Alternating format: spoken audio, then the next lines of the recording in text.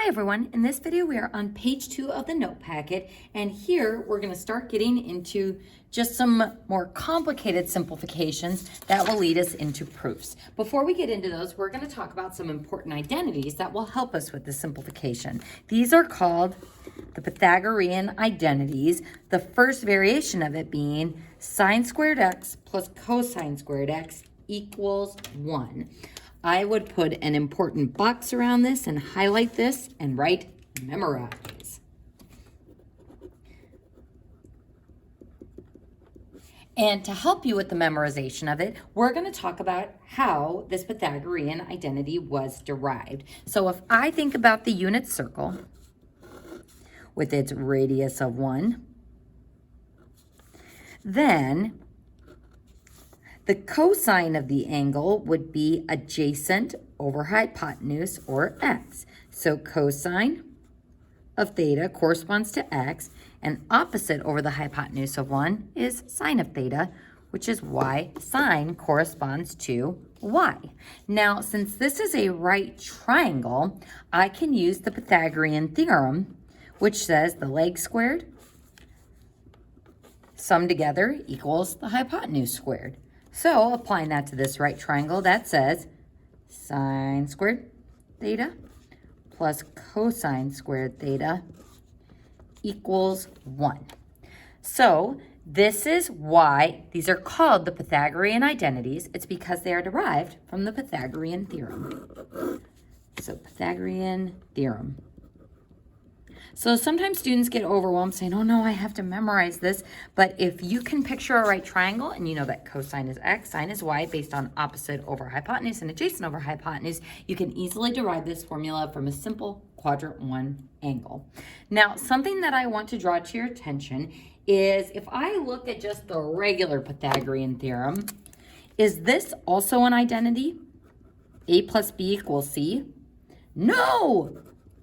If I was allowed to do this instead of that, why would I ever square and get bigger numbers? So just like this is not a valid identity, this is not a valid identity either. So I can only use this Pythagorean identity, or sine squared plus cosine squared of theta equals 1, when both of those items are squared. So this is really, really important because once we see that sine squared plus cosine squared is equal to 1, it's tempting to try to use it everywhere. So this is not an okay variation of that formula. However, we can have different rearrangements of this.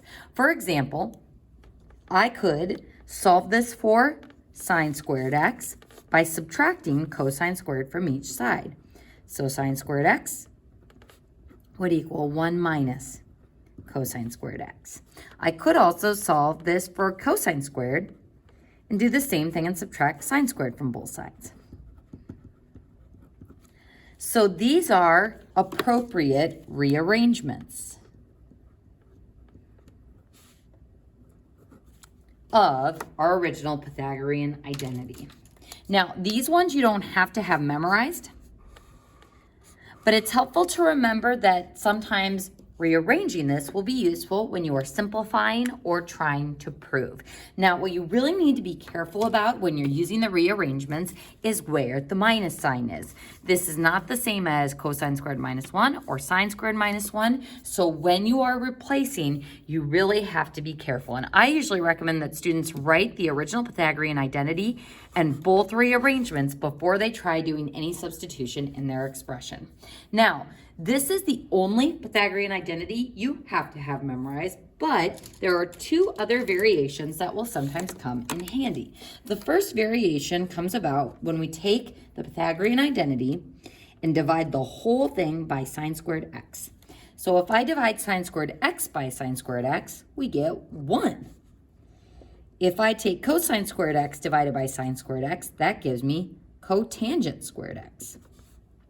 And if I take 1 divided by sine squared x, that is the same as cosecant squared x. So again, I don't have to memorize this because I can easily derive it from our original Pythagorean identity, but it is a helpful one to know that relates cotangent and cosecant, both being squared. My other variation maybe you've already guessed how we're going to get this one. We can arrive at by dividing our original Pythagorean identity by cosine squared x. So sine squared x divided by cosine squared x is tangent squared x. Cosine squared x divided by cosine squared x is 1. And then 1 divided by cosine squared x is secant squared x. So we've got rearrangements of the Pythagorean identity and different variations of the Pythagorean identity that involve all 3 trig functions. Well, all 6 actually when we're using our reciprocal identities. So all of these are important, but really you only need to memorize this one. This one is going to be the most useful to us because oftentimes when we're doing proofs, our first step is to put it in terms of sine and cosine. So as a general rule, we're going to tend towards this one. However, these ones can arise as well, so it's important to be aware of them. So folks, in the problems below, we are going to be working on simplifying the given trig expressions. Now, simplifying is not the same as proving, but just like with proving, there are lots of ways of doing it. There are lots of ways to simplify.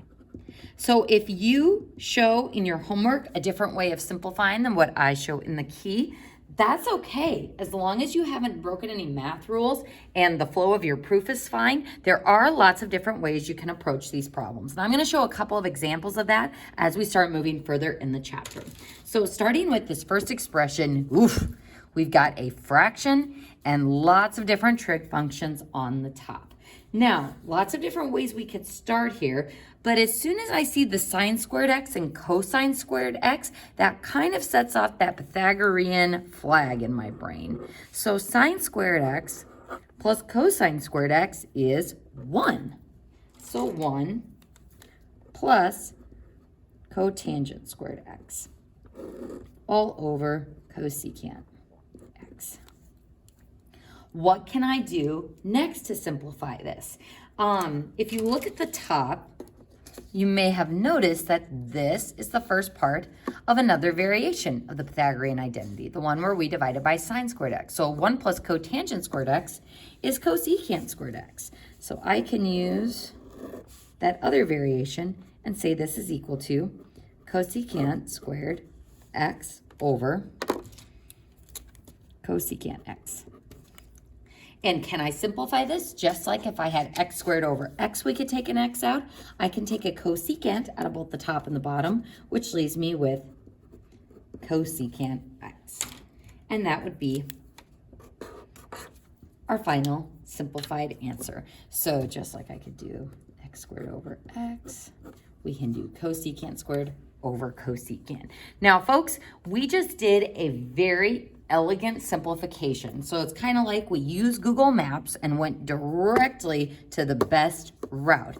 But there are lots of roundabout ways that will take you to the same destination. And this is why it's just going to take practice to get the hang of what the best route is. So it's only by taking lots of wrong turns and maybe getting lost a few times that we can start to figure out what the best methods are for solving these. And folks, I'm going to try to show you what I think are the most direct routes, but you have to find something that's going to work for you and make sense as well. So on the same problem, I'm going to show you another way we could have simplified it. So I still would start by doing sine squared x plus cosine squared x is 1. But then from this step, let's say we didn't notice that second variation of the Pythagorean identity, because honestly, that's not one that I have really memorized. That's just, at my fingertips, ready to be used at any time. So from here, from this step, what I probably would have done is put this expression all in terms of sine and cosine. So 1 plus cosine squared x over sine squared x, that's what cotangent squared is, and cosecant is 1 over sine. Now it's looking pretty nasty with those double fractions, so just like we encountered these with limits, I would start by getting those 2 fractions on the top to be 1 fraction. So to get a common denominator between 1 and cosine squared x over sine squared x, I multiplied by sine squared x over sine squared x. So this is 1 plus cotangent squared x. Then I have a common denominator, so I can add the tops together. And hey, check it out. Sine squared x plus cosine squared x is 1. over that common denominator. Then I have 1 over sine squared x divided by 1 over sine x. So we change this to be multiplying by the reciprocal. So instead of dividing by 1 over sine x, keep, change, flip, and it's times sine x over 1. We take a sine out of both of those by cross simplifying, and we're left with 1 over sine x or cosecant x. Was this a little bit more work? Yes, but maybe you really liked that it was in terms of sine and cosine and that we didn't have to rely on having this one as a memorized rule. So folks, again, I'll show you a little bit of both. I personally would probably do this more a roundabout way. The first way we showed was a bit more elegant, but this one in terms of sine and cosine is always an easy thing to go back to because it's our most basic trig knowledge. So with that in mind, we're gonna go ahead and look at example 7. Now on this problem, the first thing that I want you to notice is that I have 2 fractions and that first fraction has a binomial denominator. I'm gonna go ahead and trap that binomial in parentheses. The other thing I want you to notice about this problem is the minus sign. Just like when we encountered fractions when we were dealing with those derivative proofs, I would go ahead and make that a plus and float the negative with the top of that fraction. That's just so you don't forget about it when you start distributing and using those creative forms of 1. So to simplify 2 fractions, I always start by trying to get a common denominator. So if I have 1 minus sine x and cosine x, we're going to need to multiply by the opposite denominators as the creative form of 1. So I'm going to start a little bit left here. So cosine x over 1 minus sine x, trap that binomial.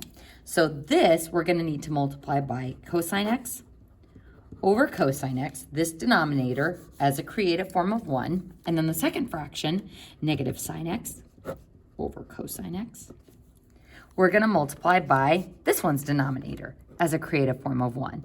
So again, we're not changing the values of these fractions. We're just multiplying by 1 to change the way that they look to give them common denominators.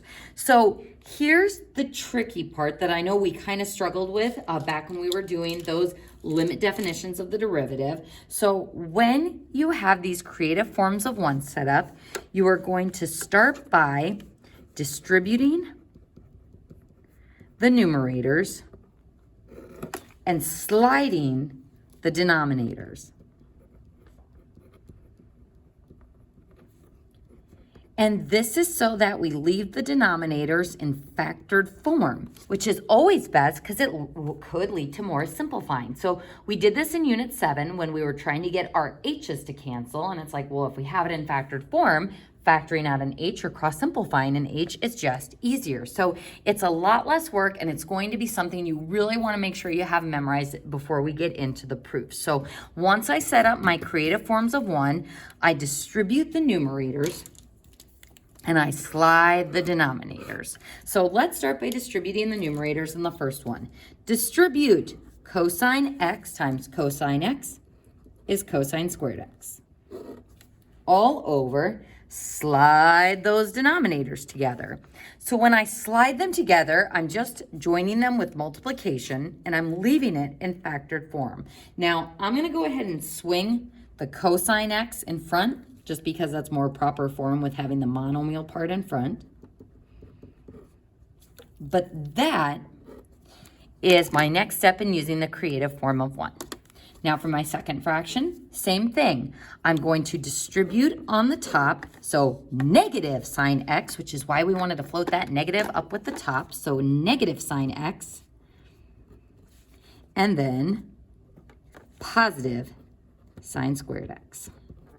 And this is all over, slide the denominators together, the monomial cosine x in front, and then the 1 minus sine x on the bottom. So folks, on the first page, we talked about how when you add fractions together, think about what you would do with 1/2 plus 1/2.